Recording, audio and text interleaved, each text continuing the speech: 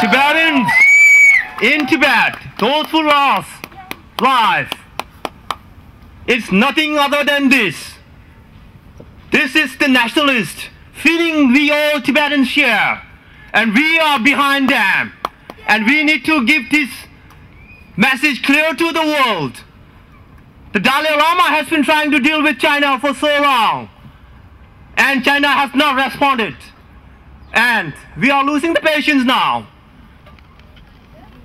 So we have to think about how we're going to solve this issue. We initially came here today actually to give a petition to Bush.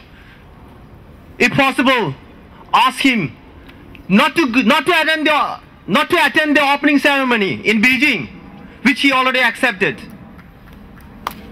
But thinking about the people's concern, thinking about the world's opinion, I think he should change his decision now. And Tibet, which was independent from 1911 to 1951, there's no foreign influence, no foreign power in Tibet. Tibet stood as an independent country. Tibet signed treaties with other countries.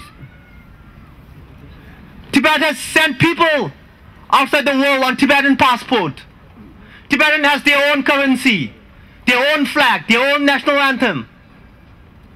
All of a sudden, the communist China came to Tibet, occupied Tibet, and no one responded. And now the whole world is at threat. What is China doing on the roof of the world? They are bringing so much destruction on the roof of the world. And the world is at threat. They are bringing nuclear waste into Tibet, dumping into Tibet. What will happen if a major earthquake breaks out on the roof of the world? What will happen to the country downstream? Tibet is perhaps the last source of fresh water on earth. So we have to think about this. And the Tibetan people, especially the Tibetan Youth Congress, we are behind those who risked their life, who sacrificed their life recently in Tibet.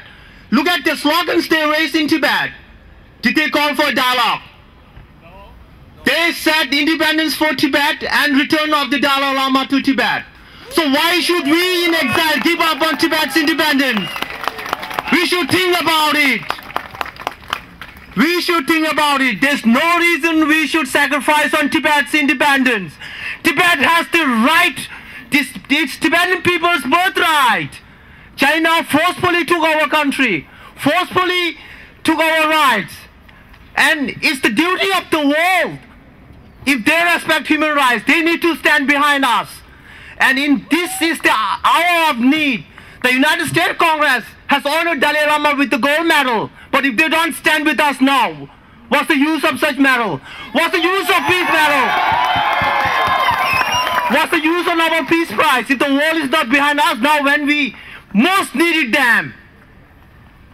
So I asked President Bush four main urgent appeal just for this current tense situation in Tibet.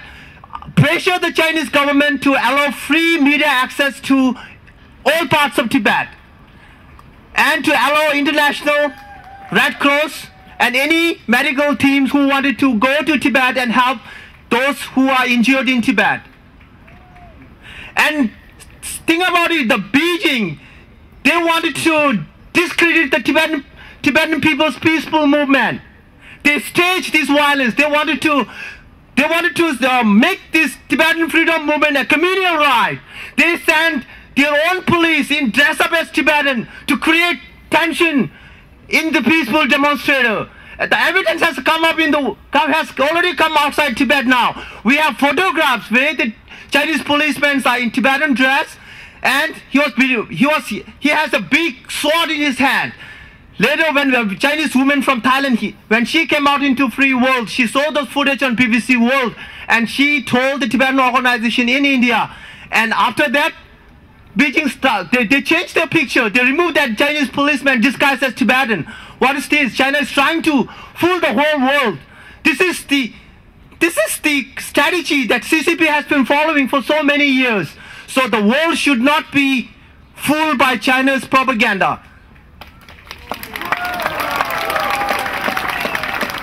And finally, I say free Tibet, the independence for Tibet. Thank you.